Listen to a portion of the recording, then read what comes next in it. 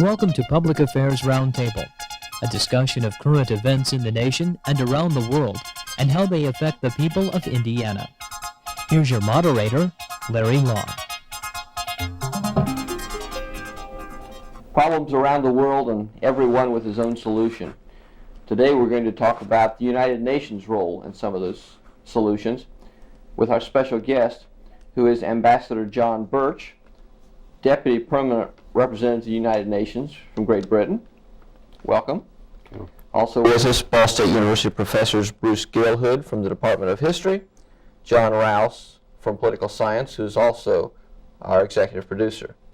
Ambassador Birch, is what's going on in the world today, problems everywhere, I guess a justification for the United Nations? Is it perhaps in a role today where it's never been before that is more important than it's been in its history?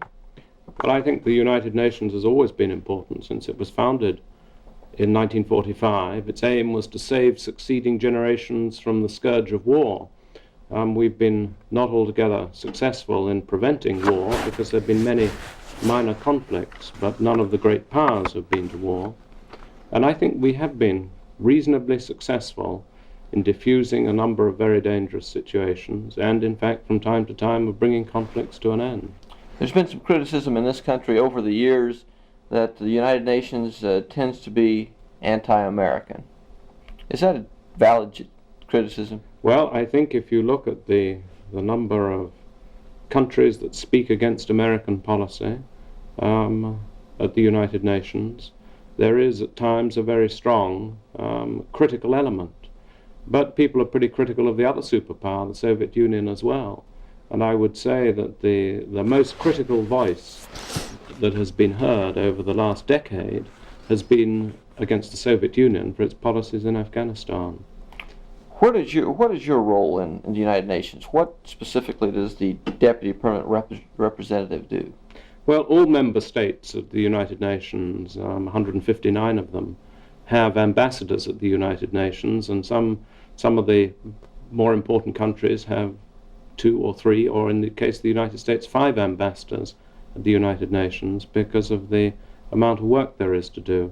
And as the deputy, I'm the number 2 ambassador in the British delegation, and I take part in the arguments, the debates in the General Assembly and the Security Council, really to argue the point of view and the policies of Britain at the United Nations, which to a very large extent is a sort of international parliament, an international congress, but with very limited powers to pass laws.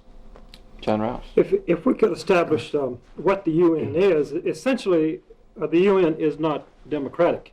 I mean, the world is not democratic. In a sense, the world would aspire to more authoritarian kinds of governments. So in a sense, it's not too surprising in a way that there's a lot of opposition towards the West because these many other regimes, of course, are not democratic. Be that as it may. In the last 42 years, or since the UN was established, the most crucial area where there has been concern, of course, has been in the Middle East. And if I could ask you this question, is it too simplistic in terms of looking at the issue of the Middle East, the Palestinians and the Israelis, to say that the essential reason that there is not peace or some sort of structure for peace in the Middle East because each of the combatants, the Israelis and also the Arabs, do not recognize each other officially as enemies. In other words, the Israelis will not recognize the PLO as much as they dislike it as an enemy, and also the Arabs will not recognize the Israelis as formal enemies. So until both combatants, or the many combatants, accept each other as enemies, there will never be any structure for peace. Well, I'm not sure that I would agree. I think that some of the Palestinians and some of the Arabs see Israel and the Jews as an enemy, something, a state, an entity as they call it, which has to be removed from the Middle East before there can ever be peace. But the more sensible ones on the Arab side, and certainly the more sensible ones on the Israeli side, see that at some time in the future there has to be an accommodation and they have people that they can do business with. The problem, I think, in the Middle East is an argument over who is going to control certain bits of territory. And the fact that the Palestinians, who were once in residence in part of that area, now have no national home, and no one wants to give them one. The Israelis don't want to, but the other Arab countries don't want to either, because they have proved very troublesome and difficult to the stability of other countries in the post-war period. We've discussed in this program before, is this an unsolvable situation?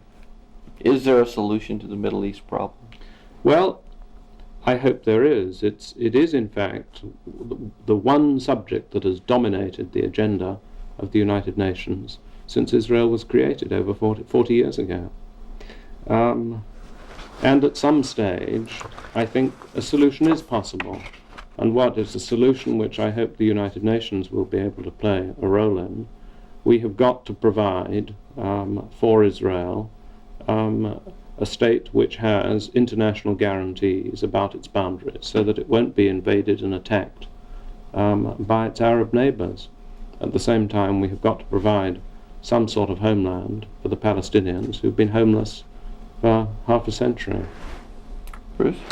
Thank you, Larry. Let me ask a bit of a different question here. Ambassador, you represent a country which has the senior statesman in terms of Western leadership right now, that being Margaret Thatcher. And we have seen now in the past year a superpower summit between President Reagan and General Secretary Gorbachev. We know that on at least 2 occasions Margaret Thatcher has met for direct talks with Gorbachev. We know that there obviously are many informal sorts of negotiations that pass between the British and the Americans. Are we seeing perhaps a renewed appreciation of the role that Britain can play in international relations under the Thatcher government? We know back about a generation ago that Prime Minister Macmillan was very influential in bringing Eisenhower and Khrushchev together, and then Eisenhower and Kennedy, and being important in that respect. Now, where do we assess the role of the leadership of your government in terms of international relations as it may affect the superpowers? Well, I think that Mrs. Thatcher has projected herself onto the world stage as a major world statesman now. She's been in office for 9 years, and she has 9 years of experience. And in Western political terms, that's quite a long experience. Before Gorbachev became the Secretary General of the Communist Party of the Soviet Union, we got him on a visit to London because we'd spotted him as a rising star, and Mrs. Thatcher got on pretty well with him. They seem to have very different political views, but they recognize in one another the same sort of political animal. And so there's a definite, I think, rapport there. And Mrs. Thatcher declared after her first meeting, he's a man we can do business with.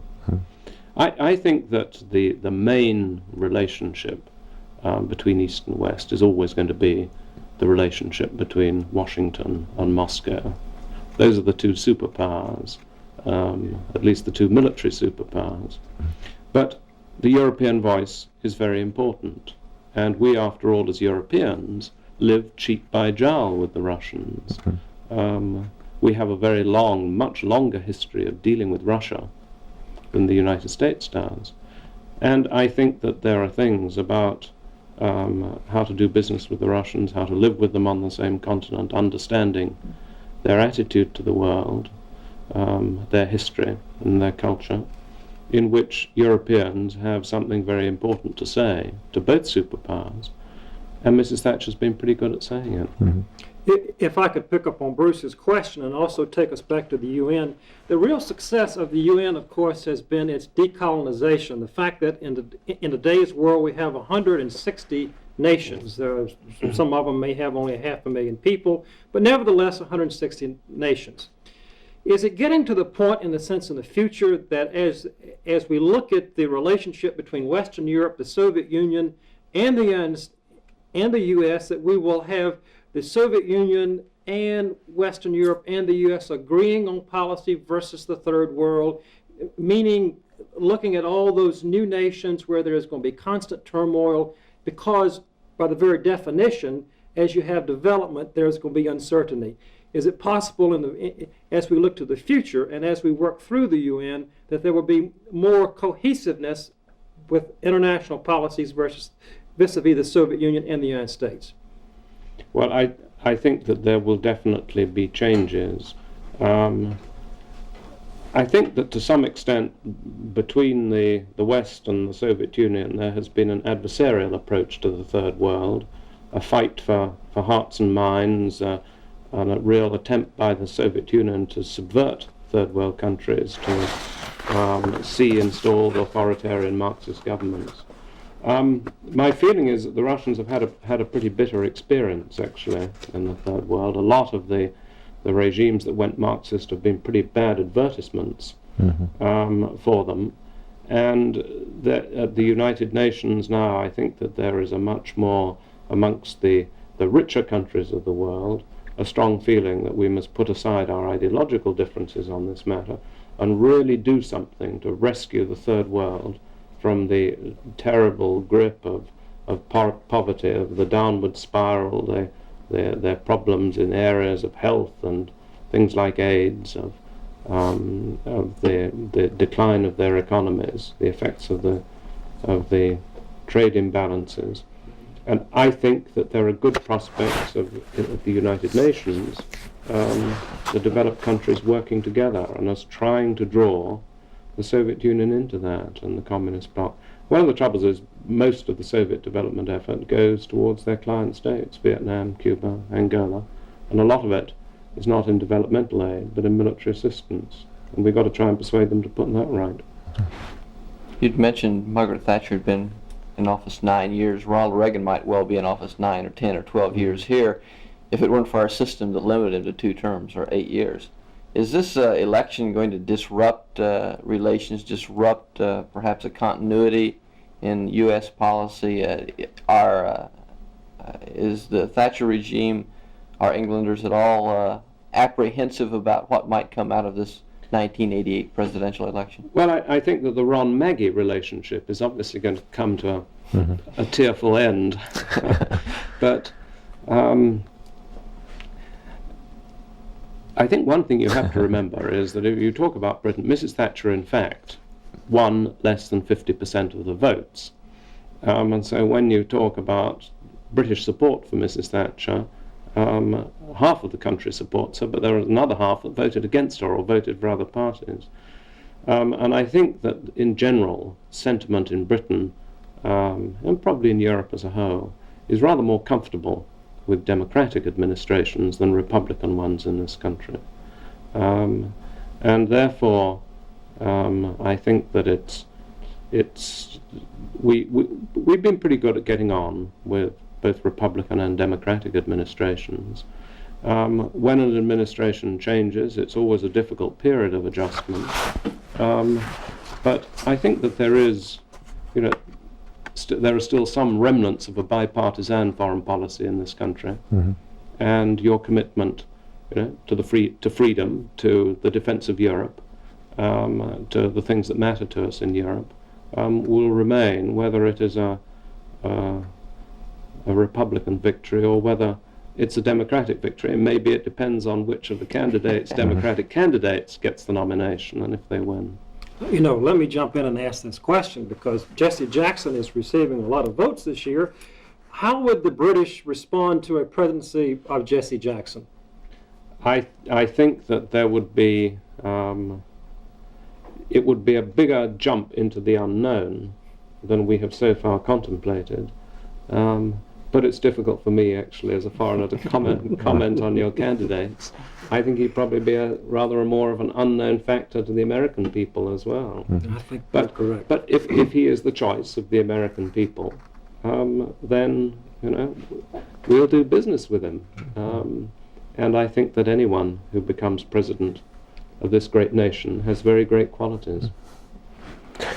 Ambassador, let me move the question off to a little bit about the international economy here. Indiana is a state where 25% of the jobs are related in some fashion to international trade, either exports or imports.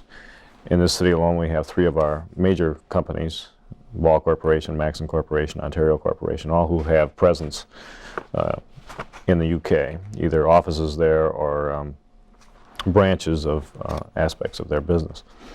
How do you see American-British trade relations in the future? I know we've been running a bit of a trade deficit relative to British products over the last few years now, where I think Britain actually has a bit of a deficit relative to ours. Not that that's important, but what do you see as the future of trade between the United States and Britain, and perhaps the United States and Europe? Well, I know that there are very strong voices in this country, particularly in states such as Indiana, for protection of your industries. We have exactly very similar calls in Britain, particularly for our industrial enterprises that are in difficulty, largely in the motor industry and electronics and that kind of thing. But the government has been pretty robust in resisting those calls, which of course are very appealing electorally, because we feel that protectionism really defends and prolongs the life of industries that are no longer competitive in the world market, and that it is not in the national interest, in the long-term national interest, to provide that sort of protection, maybe for a while diversification takes place and those resources move into other areas and activities. But we would like to see free entry of British goods into the American market and welcome American goods into our market. Your rate of exchange has made our exports, the fall in the value of the dollar, has made British exports to America very difficult for us now. And I think that is probably the main problem that is facing British and European manufacturers and exporters to this market. A lot of Americans identify the Japanese as the economic enemy in this case. Do you have the same problem? Well, we have the same problem. I mean, manufacturers are extremely envious, but the British consumer, judging by the number of Japanese cars and television sets they buy, don't see the Japanese as an enemy in this sense. They may regret the decline of some of our industries that are competing with the Japanese, but they certainly want to buy Japanese goods. And I don't know. I think that it is a very difficult question to come to grips with, as to whether, when we see our traditional industries in decline, as to whether we worry in Britain about the loss of our manufacturing capacity to the countries of the Pacific Rim, and we wonder whether in the long term it's sound for strong economies of the West to be losing their ability to make steel and build ships and that kind of thing. I think that protectionism is an interesting kind of issue. It certainly is the key issue in the Western system, where we have a combination of capitalism and democracy. But let me talk about a different kind of protectionism. The protectionism of the federal government in this country, some people believe that the federal government should protect certain entitlements. And for the last 40 years, the entitlement that the UN has received from America has been about 25% of the budget. Now, of course, the entire American economy has come under something called the Gramm-Rudman Act. And also the UN has also faced a cutback of American funds. A couple of questions. What has been the extent of the effect of the cutback of American funds under the Gramm-Rudman Act in the UN? Well, the contributions of each country to the UN are determined by an agreed procedure for estimating the gross national product of the country. And America, being the richest country in the world, unfortunately pays the biggest slice of the budget. And it is a very high one, as you say, 25%. So that if the US Congress decides that it's not going to vote that money, and the US withholds even a small proportion of its contribution, it has pretty devastating effects on the UN budget, and this, in fact, is what has happened. I think that the US pays to the UN just over $200 million a year, and this year they've paid only $100 million, and next year it may be less. And this is not something like 15% off the UN budget. Now, one of the aims has been to try to make the UN bureaucracy operate more effectively. been argued in Congress that there are too many people, not the representatives of the UN, but in the Secretariat, the headquarters of the UN, too many people sitting around writing long, boring documents and making speeches and not actually doing anything.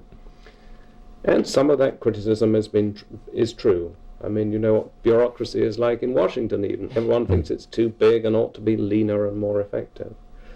And certainly there's jolt that the cutting of US funds has caused the UN to cut back, and there is a very considerable a cut of about 15% in staff, and attempts by member states like Britain and the United States and the Russians as well to make the organization more efficient. And I think it's working. But people are beginning to say now, we've made these cuts, we've done these things, but still the US isn't coming up with the money. And the problem for the United States, quite frankly, is it is an international legal obligation that the United States should pay this money. It's like belonging to a club, refusing to pay your dues, and yet saying, I'm going to go out on the golf course every day. And that is what is happening. And that is one reason why voices are critical of the United States, of not observing an international obligation to pay, and yet expecting the organization to be supportive of US policy, whether it's in the Gulf, or the Middle East, or Afghanistan. And it's my very strong view, Britain pays on the nail, the full amount, and we think all countries should do that. You mentioned the end of the Reagan administration coming up, and one thing the Reagan administration will probably be known for is supply-side economics. Now we're going back about 7 or 8 years. It's not quite the economic marvel that it once was, at least in terms of discussion. But Britain has done an awful lot in this area too. There have been tax reductions. There have been tax reductions with the idea of spurring economic growth and so forth. And in my limited knowledge of what has happened in England, you've cut your personal income tax rate now down to about an average of 27%. It was well over 30% not too long ago. What's been your secret? You've been able to do all this without huge budget deficits. As a matter of fact, you've been able to reduce your level of public borrowing. Our deficits continue to swell each year, at least at the federal level. How have the British been able to reduce taxes and also reduce the deficit? Well, I think that this is, having seen that happen, this is really why Mrs. Thatcher got a resounding victory in the last election. I mean, we've been helped by a number of things. One of them is that we're more than self-sufficient in oil. But Mrs. Thatcher decided that the government expenditure was too high, that too many people were being feather-bedded, that welfare payments had to be reduced. At the same time, the state support for declining industries had to be cut as well, and that that resources should be moved from declining industries into new areas. Now, there was a good deal of social hardship from that, I think. Taxes have been cut. The aim has been to give entrepreneurs more incentives to be adventurous and to work hard by increasing personal rewards, by reducing taxes. We've also been prepared under a Conservative government, I think, to tolerate higher levels of employment as industry is restructured than would be possible under a Labour government. And so this change of gear has been possible. Now, Mrs. Thatcher's critics say that a lot of people have been hurt in the process. And I think that we will see, perhaps over the next 4 or 5 years, whether this policy, this gamble, really is justified, whether by letting some people get richer, by increasing the gap between the people at the top and the bottom, this is going to create a really much more dynamic economy from which the total wealth generated will be enough to lift the people at the bottom up as well as the people at the top up. Her critics say it won't, that we're creating a vast underclass in Britain. I won't make a judgment on that. That would seem to be the kind of gamble that would not be politically palatable here in the United States. Would that be your observation? Well, I think in fact that it's a pretty similar one to the one that Reagan has taken, really. I think they look at economic matters, Mrs. Thatcher and Reagan, in a very similar light. I mean, my understanding of the American political system is rather more limited, but it seems that there has been, one listens to the critics of the present administration, in attempts to reduce taxation, there has been less spent on welfare, an attempt to get industry into high gear in this country. You've mentioned Mrs. Thatcher quite frequently. Is it a safe assumption here that she perhaps has dominated European politics? Leave the international scene alone for a second, but European politics, perhaps in a fashion that hasn't been witnessed since the days of de Gaulle. I think that's probably right. Of course, she's been there longer, Mitterrand 7 years, but she is a very forceful and dynamic personality. She sees things very clearly. She has terrific mastery of subject matter and detail. She's very determined, and perhaps I shouldn't say this, but she's a woman. Is there no end in sight to the Thatcher rule? I think there must be, because I think in general there is a pendulum in British politics, and at some time it will swing back. But it's been a longer swing, and I think many people would say now that the problems of modern society are so great that you really do need someone who is going to spend a decade at the helm and able to put a firm stamp. I mean, Mrs. Thatcher really has changed the face of Britain.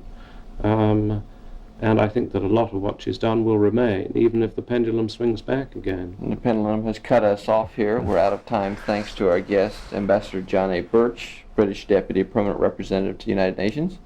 Thanks also to Bruce Galehood and John Rouse. I'm Larry Lough. Thank you for being with us.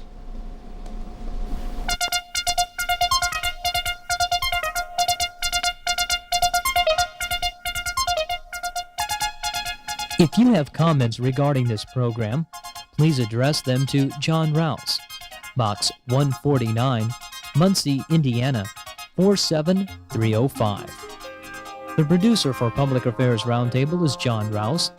Associate producers are Nancy Carlson, Steve Johnson, and Bill Mosher. This program is a production of University Media Services and the Department of Political Science. Facilities and funding are provided by University Media Services on the campus of Ball State University in Muncie, Indiana.